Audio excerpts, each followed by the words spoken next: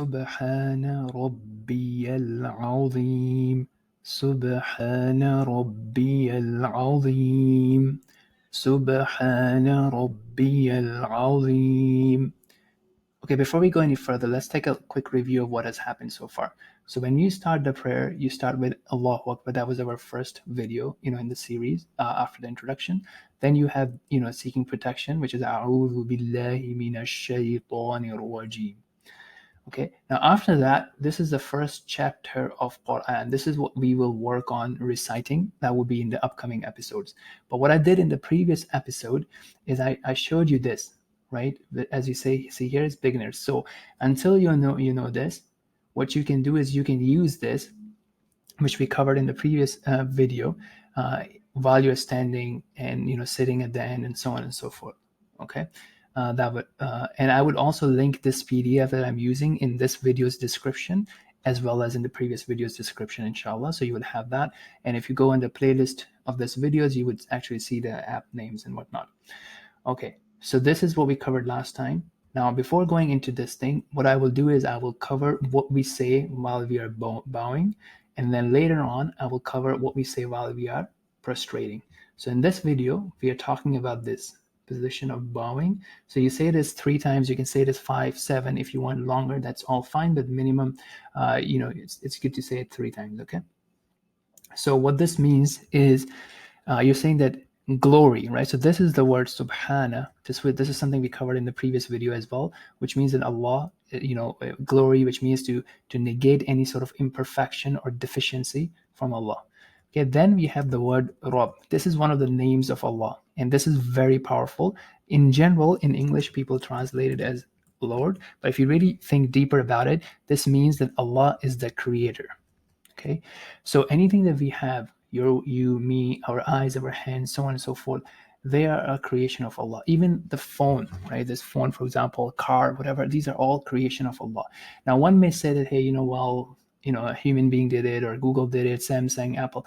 But if you really think about who created the human beings, and most importantly, where do ideas and research and innovations come from? If you look at the ideas and research history, you will see a lot of times scientists and researchers stumble upon something, so this is something that Allah blesses people with, the raw materials and so on and so forth. And then at the same time, who's the one who's actually facilitating you and I to benefit and to experience that device or that object or that sight? Okay, so Allah is the creator. And then we say it also includes the meaning of ownership.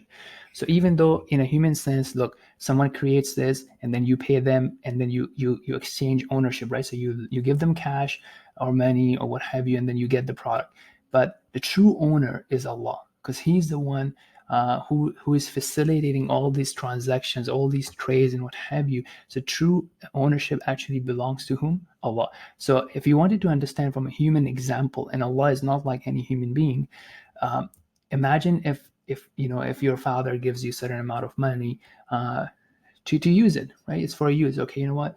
You can buy things, or I'm gonna buy you a car or a phone, but I still own the ownership, right? You're driving it, you can take it anywhere, but I'm giving it to you, right, for you to use. And this also helps us appreciate that when we lose something, whether it be a body part, a relationship, a relative, to remember that it was Allah's blessing that He had given us, He had entrusted us with to benefit, to enjoy, to utilize, to use, and hopefully in a way that Allah is pleased with, okay? But if Allah takes it away, something to remember is not focusing on what we lost or what was taken away, but rather that Allah let us have it for years and before He took it away. And at the same time, also all the other things that Allah is letting us enjoy and have while He took 1 or 2 or 3 things. Okay, and then finally, it also means that Allah is fully in charge. Allah is the governor of all affairs, right? So now this is a phone that, from a worldly sense, I own it. But I can't protect it. Somebody can steal it, if Allah allows that to happen, or it can fall down or break. So many different things can happen, right? Or I can lose the power or ability to utilize it, by losing some sort of body part or limb. But when it comes to anything and everything that Allah has created, Allah is fully in charge. Nothing can come and benefit or increase or decrease that thing or that person except if Allah allows that to happen. And anything that Allah allows that to happen has a greater wisdom. So in this thing, what we are saying is glory to my Rabb. Okay, this is really powerful to think about. Your connection with such a powerful one, such an amazing one, such a blessed one, and you are praying to him. You're having this one-on-one dialogue, right? So imagine, like, if you have the opportunity to have a daily meeting one-on-one with the famous person or the person that you really really like, right? So whoever it is, whether it be an entrepreneur, a businessman, a scientist, an athlete, how much we would care to be in their company and have a one-on-one dialogue with them. Remember, like, whose presence are we in, and we are bowing down to them, to him, subhana, glory be to him, and he is listening to us. We are praising him. We are having this one-on-one conversation and meeting with him. And then lastly, we say this Azim, which means the magnificent, the great, the supreme. Okay, so this is really powerful as we think about it, and to appreciate that he has given us the ability and blessed us with faith in him and has shown us how to worship him. So it's not something that we are inventing. This is how Allah taught his messenger Muhammad, peace be upon him, and now we're using the same words. It's not a translation that we're using the words that Allah himself taught. So this is really really amazing and powerful. Okay, so let's go into the spelling of it, or this pronunciation. So Hana, Hana. Okay, my bad here. This should be capital R to have that heaviness. Rabb, Subhana Rabbi Yal. Okay, now here I have this thing apostrophe. Remember from the first video or second video, I was showing you this thing that kind of comes from the middle of the throat. So and then I also showed you this thing there, which is the. So it becomes